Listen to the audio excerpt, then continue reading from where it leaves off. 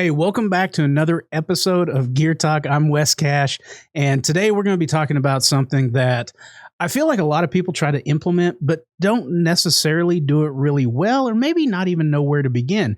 And we're talking about operator-driven reliability.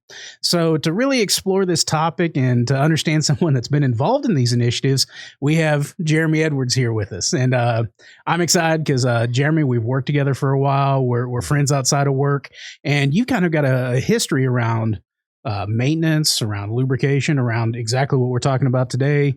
And why don't you give us a little bit of introduction? Because part of this podcast is we want to understand, the individual as well, the person that's giving maybe some advice or experience that they've gone through. So go ahead. Jeremie Edwards. Well, I've been with Noria now for going on a decade. So, a little bit of background on the lubrication side. Before I came to Noria, spent time in the military. Between the military and Noria, I worked at a paper mill.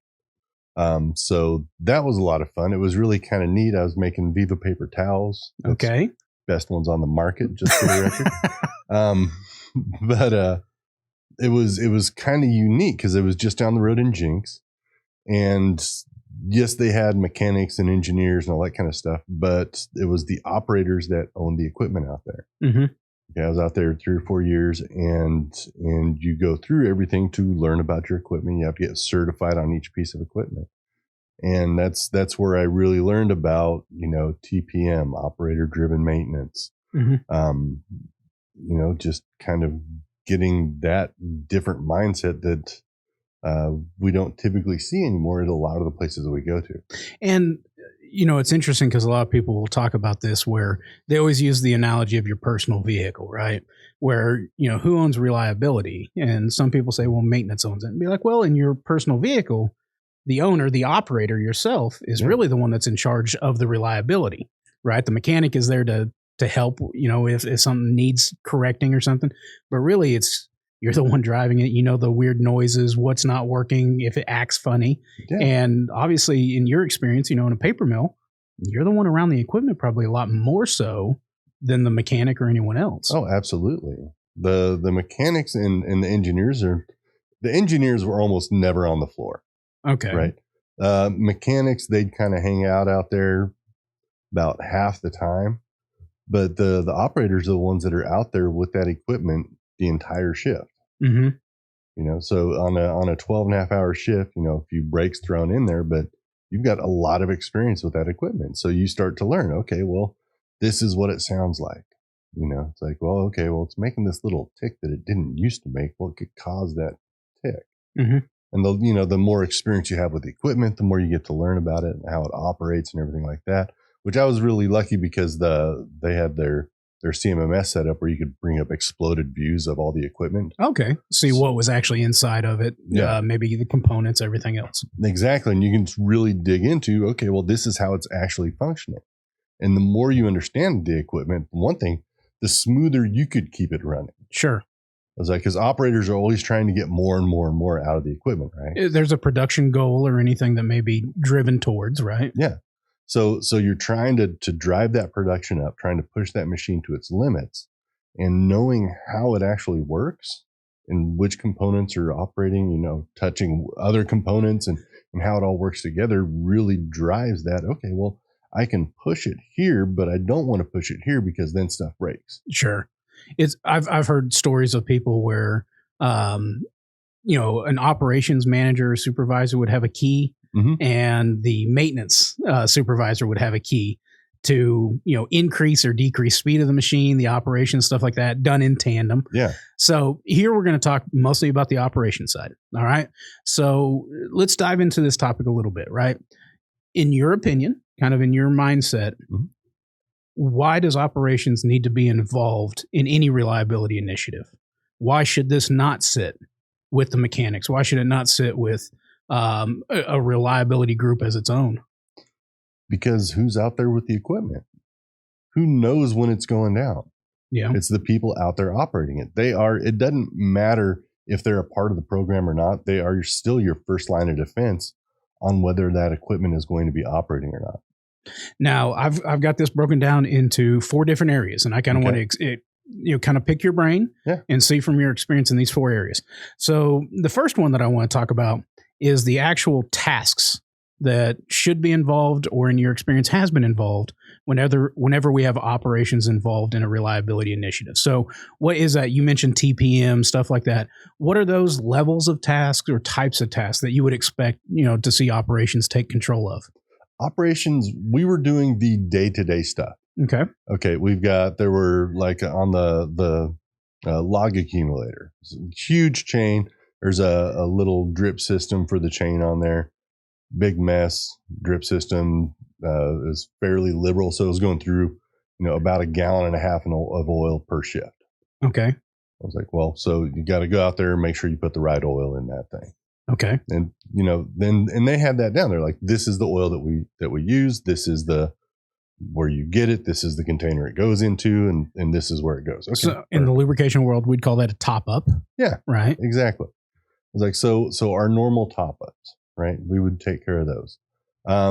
As far as greasing goes, there wasn't a whole lot for us to grease on there. We had some linear motors that we would work on, but most of the greasing that was done was on a 6-month or 12-month time frame. Okay, so it's not like every day you were going out there giving something a shot, or every 2 weeks or something like that. Right. It was like, and when it was time to grease it, you were essentially locking out the entire equipment. Now, we might still assist in that part of it. Okay. But you're talking about, it was every 6 months they would do a complete plant shutdown. Okay. 24 hours. All equipment in that facility is down. Okay. Like no conveyors, there's nothing running. And it's a little eerie when you go in there, right? Don't have the ambient noise that you're used to. Exactly. But I would imagine if it's 24-hour period, I mean, everyone's probably fully subscribed during that 24 hours too. So I guess operations is a way to backfill on some of these tasks. And that's exactly what they're doing. They printed out the PMs for us. They're like, okay, Jeremy, here you go. Here are these, so many tasks that you're going to be assisting with on your line. If you knock these out before the prescribed time frame, I need you to go over to line 8 and help them out on their stuff. Okay. I was like, we've got one of the guys I worked with out there. Great. He was one of our reliability engineers out there. Ryan E.G. was his name. Great dude. But he'd be out there standing between the 2 lines and helping either line. It was like, okay, you got the PM. It's got good instruction on there. Okay. You know your equipment, so you know where all these components are. I was like, so here you go. Here are the tools now. And we've got somebody supervising the operators that are maintaining this equipment, with the mechanics and the engineers being support for the operators to maintain this stuff. Now that's going to be for maybe I'm just going to use the word generic PM. If something really needed to be repaired or something like that, I'm assuming mechanics are focused on that area. Rebuilds and stuff like that, right? We would go out there and here's your grease gun. These are the points. This is how much is going into these. Go take care of that. Or we need to change the blades out on the perf head. That's no big deal. They're, little rectangular blades. You just pop them out, pop new ones in. It just takes a while. Gotcha. There's a whole bunch of them. So stuff like that. Yeah, absolutely. But the more in depth, or the higher the skill required for the task, obviously the more skilled person would be doing it, like the maintenance mechanic or the engineer. And I think that may lead me into the next part that I kind of want to talk about, right? So this is still in the tasks area, but what would training look like with that? I mean, was this a shadowing? Is this on the job? And then follow-up question to that, how do you feel the training should look? I mean, what is kind of ideal? So why don't you give me your experience, and then, if there are any recommendations for improving. If someone here is listening and wants to get operations involved, what kind of support do you think you'd give them? I would say talk to the operators and talk to the maintenance mechanics, both of them. See what they see as their vision for how they want this thing maintained. I'm a very curious guy. Okay. It's like, so I went out. So this is in your nature. This is in my nature. I want to know how stuff works. I remember Dad bought a Tandy 1000 SX computer when I was a kid, right? Okay. The old Radio Shack computer. He comes home and I've got that thing in pieces on his desk. And that's probably not a good thing. No. Fortunately, I was able to get it back together and avoid a beating, but So I've always had that curiosity to me, is how does this work? And it's like, and if you've got operators that have that kind of curiosity to them, Right. built into them, they are going to be a prime candidate to be the kind of guys you want out there or gals out there actually taking more initiative, giving them more ownership of this stuff. Because if they understand how it works and what they can do to make it work better, last longer, they're going to do it. Yeah. So what was your onboarding or training on how to do some of these PMs or some of these tasks? The PMs and tasks, it was essentially, okay, this is how it's done. It would be explained to you. Okay. Let me show you how it's done. Okay. There you go. Okay. Now you explain to me how it's done. Yeah. Now show me how it's done. Yeah. It's like, okay, well, watching you do it. So, okay, well, they've got that task now. Cut them loose. They're good to go on that. So qualification almost at that point. Yeah. Okay. And then do you feel that's the proper way to do it? Do you feel like something needs to be formalized? I mean, how does that look? It could be formalized if it's required. I know some facilities where there's different bodies involved. Exactly. Sure. So you might have different politics you got to deal with on different parts and stuff like that. But I could imagine unions may have an aspect of that as well. So, I mean, yeah, right. Depending upon organizational structure, but qualification, I think, is always a good thing. Right. Some people lean towards certification, which certification a little different than qualification. Right. But yeah, those are all good aspects. So aside from tasks, the next area I want to go into is let's talk about the equipment and specifically modifications of equipment to make it, in a ready state for maybe lubrication excellence. For if we're getting operators involved, what is the set of equipment accessories that made it easier for you to do your job? Well, they had most of the greasing that was done, like on the wrapper system we had out there. We had a single line parallel system on it. So an automatic grease system. Automatic grease system on it. So, and it was set up with as far as the supply for it, it just coincided with every 6 months. They'd go out there and make sure that there was somebody else that was taking care of that part of it. My job was to walk past that piece of equipment every day, not just to operate it, but you walk by and you look at it, the injectors we had, they had a little flag that'd stick out the back of it if they'd failed. Okay. It was like, so, if that spring breaks, a little flag sticks out and we're like, hey. So now we've got an inspection point. Now, we've got the inspections that we're doing out there. Hey, we see this inspection's wrong. I need to go tell my engineer about it because we're getting into some more specific stuff. I was like, so either Ryan or there was another, reliability engineer that he was over our shift for the most part. Yeah. And like, hey, we've got an injector on this that's failed. That's a little bit above my pay grade on this, but I wanted to bring it up, let somebody know that we've got an issue with this piece of equipment. What about other aspects of the equipment? And you talk about your experience in a paper mill. My experience in paper mills, lots of bearings, lots of pumps, stuff like that. So, I mean, if you're taking care of those types of equipment, I mean, what would you want to see on it to make it easier?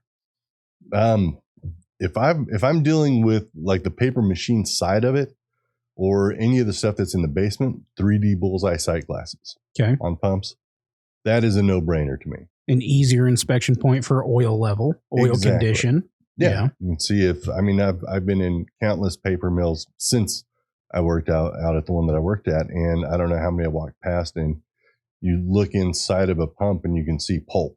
No, it's full of stock or something else. It's like, okay, so how about we do something to make sure that stuff doesn't get in there? Yeah. It's like, okay, well, breathers, stuff like that. Yeah. Something to control the headspace. Something that you wouldn't normally consider like a lubrication or reliability tool is a little action camera. Now, when you say a little action camera, GoPro. Okay. Yeah. Something like that. I remember one night I was fighting the case packer on my line, and it's like every time I walked away from that piece of equipment, it'd fail. So you weren't standing there. If I wasn't standing there, it was going to fail. If I was standing there, it would run just fine. Okay.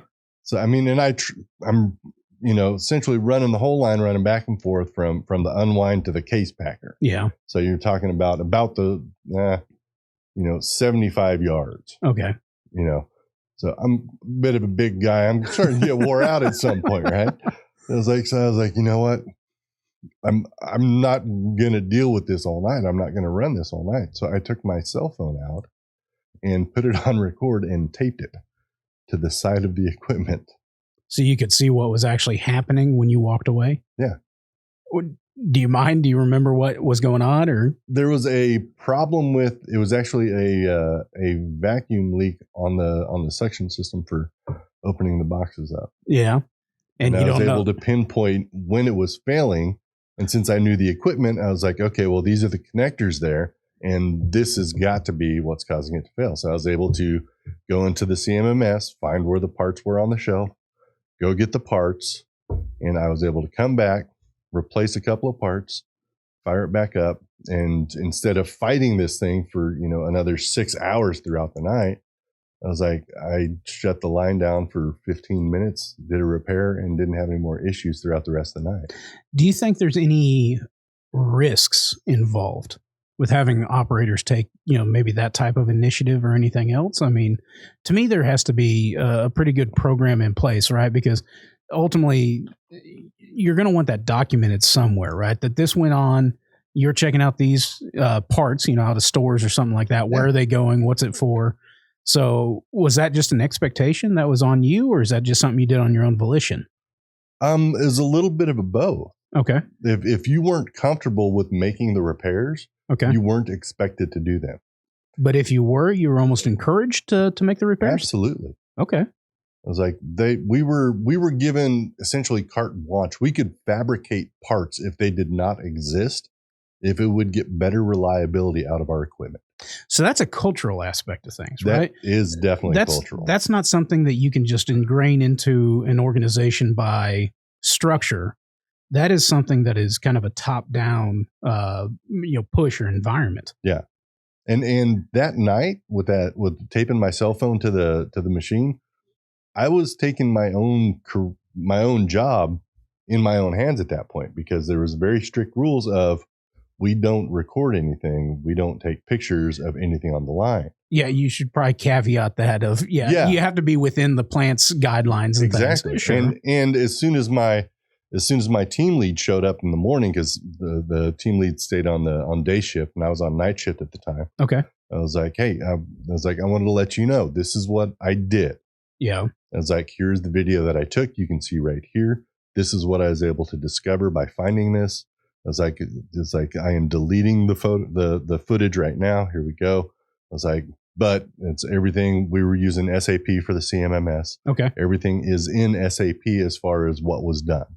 Okay. I was like, so I could create an on-demand work order for that piece of equipment and instigate the repair and mark that repair as complete. Okay. So you created a work order, closed it, attributed whatever parts you needed to against it. Yep. Put in whatever notes needed to go into it. Absolutely. So, I mean, obviously, I think that's great, provided that, you feel comfortable doing it, and really that you're probably skilled enough to do it as well. Yeah. Because, that's where I could see people maybe getting into a little trouble. So next area I want to go to is, and we've kind of glanced off this a couple times, the inspection component of it. Mm-hmm. When I hear operator-driven reliability, it seems like the bulk of the tasks associated with that tend to be more inspection-based. Yeah. So give me kind of a rundown. What are inspections that you were doing? What are inspections that you would expect to be done if we're getting operators involved in this? Most of the inspections that we were doing, like, we were not pulling level plugs.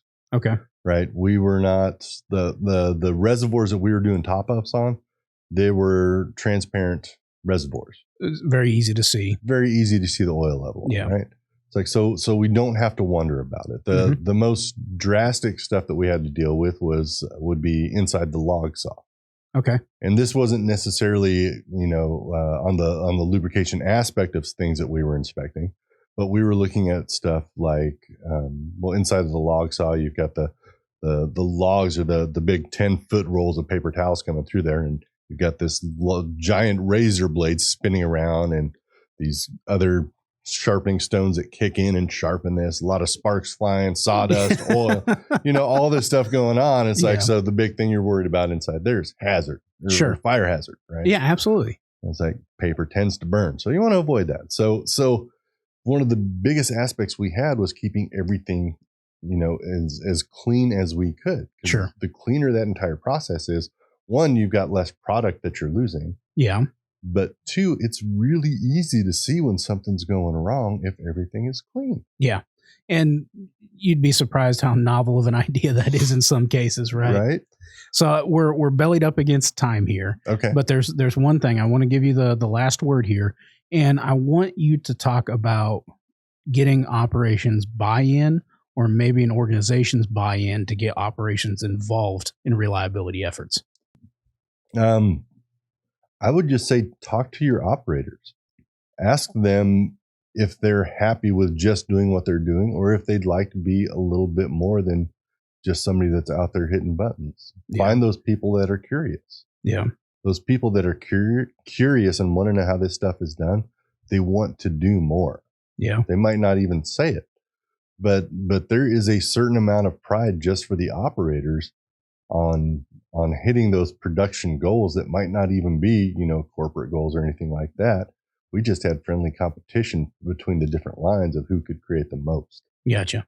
Yeah. And I mean, people played a competition, and honestly, when an organization pours into someone that wants to take on maybe a little bit more, that's a good sign of engagement too. Yeah. And it makes it gives the operators not just ownership of the equipment, but it gives them more ownership of their position. Yeah. It's like they feel as though they're more than just, oh yeah, I just work out at a paper mill, I run a winder. Yeah. It's like, no, it's like, yeah, we're out there and we're maintaining this stuff and keeping it running and breaking records and making it better. Yeah. You get that sense of pride, and you get ideas that are going to change other things that are going on out there. And you get that positive attitude behind it that just drives so much other stuff. All right. Well, Jeremie, I definitely appreciate the time. I mean, it's a big topic. I'm probably going to need you back because I think there's a lot more that we could talk about and maybe get into a little bit more detail on some of the items that you've outlined. But for everyone listening, thank you for stopping by. Thank you for taking in Gear Talk once again. If you have any questions, comments, or even if you have suggestions on topics that you'd like covered in the future, you can always email us at podcast@noria.com, and be sure to like and subscribe to the podcast. It really helps us out. But catch us here again on the next episode of Gear Talk.